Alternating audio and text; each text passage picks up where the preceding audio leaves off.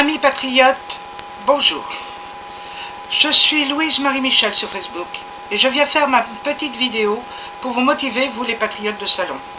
Avec Mélissa et Noël, on ne cesse de vous dire que notre patrie est en danger. Mais apparemment, ça vous laisse de marbre.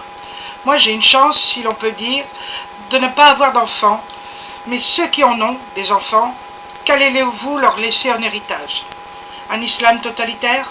Une dictature comme celle des Ceausescu? Il ne suffit plus de se dire « Bof, je laisse mon voisin faire, il fera pour moi ». Quand les Sarrasins, entre guillemets, seront suffisamment nombreux par la reproduction à pas forcés qu'ils font, ils vous écraseront comme des mouches à merde. Et il sera trop tard pour pleurer ou manifester debout ou coucher comme vous voulez. Et vous devrez supporter sur tout ça le regard de vos descendants qui vous diront alors pourquoi tu n'as rien fait. J'en appelle à chacun d'entre vous, où que vous soyez, à votre niveau, même avec très peu d'argent, on peut faire bouger les choses. Comment? Déjà en organisant chez vous ou autour de chez vous des pique-niques patriotes où chacun amène son casse-croûte, donc ça ne vous coûte pas grand-chose d'organiser et c'est un bon début déjà pour se connaître. Vous pouvez le faire dans un parc public, dans un parking ou dans un champ en demandant l'autorisation du propriétaire avant et à condition de rendre le terrain propre. L'un d'entre vous peut prêter aussi son jardin pour ce faire, c'est pas très compliqué, non? Une fois le groupe soudé, il faudra plusieurs pique-niques pour cela, pour éviter les gens qui ne seront pas trop chauds pour faire des actions et tout. Donc il faudra faire vraiment un noyau dur et donc plusieurs pique-niques pour cela. Il sera temps de passer aux choses sérieuses, à savoir organiser notre survie. Car oui, on va vers des événements gravissimes et le niais revient à vivre dans le pays des bisounours. Organiser sa survie, c'est quoi? Là encore, on ne vous demande pas la lune, mais simplement d'avoir un lieu de repli, de préférence à la campagne. Sachez que c'est les villes, par leurs moyens d'accès, les gares, les trains, les voitures, les routes et tout ça, et tous les centres EDF et tout ce qui permet de vivre en ville en fait.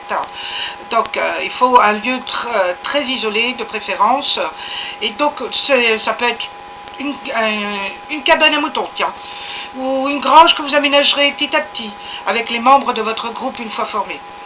Une fois que vous l'aurez aménagé, il faudra pourvoir à vos besoins, et ce pour 6 mois au moins. Privilégiez les boîtes de conserve, les semences, quelques outils de jardinage manuel, une pioche, une pelle, enfin, car l'essence risque de manquer. Il faudra prévoir de l'eau via un pluie, parce qu'on risque d'être empoisonné par l'eau. Il faudra du savon en grande quantité. Celui de Marseille est idéal, il est très bon pour la peau et en plus très bon pour la lessive aussi. Il vous faudra des briquets, des allumettes, des bougies ou des lampes solaires, etc., etc. Ne pas oublier de multiplier les réserves par autant de personnes dans votre groupe. Je suis encore attristée de voir qu'il y en a encore qui en sont à dénigrer le groupe plutôt que de penser à leur avenir et à celui de leur famille. Je suis pour Marine Le Pen, je ne m'en cache pas, mais je sais pertinemment qu'elle ne passera pas. Nos élites préféreront l'assassiner d'une manière ou d'une autre pour rester au pouvoir et ainsi dilapider notre argent.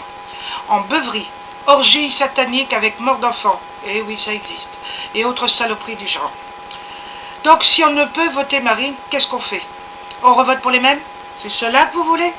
Si la réponse est non, alors vous avez l'obligation de vous révolter. Vous n'avez pas le choix. Pour vous, pour votre famille, vos enfants et petits-enfants, si vous voulez voir la France de nos ancêtres, vous devez de vous révolter. En 1789, le peuple a fait sa révolution contre une monarchie corrompue et eux aussi à l'époque n'avaient rien ou presque, on leur avait tout pris, si ce n'est que le courage et leur fouche à foi. Montrez à votre descendance que pour eux, pour qu'ils aient un meilleur avenir que le nôtre, et surtout qu'ils ne soient pas sacrifiés sur le bûcher de nos vanités. Levez-vous, rassemblez-vous, partout, dans chaque coin de France, unissez-vous. C'est votre dernière chance.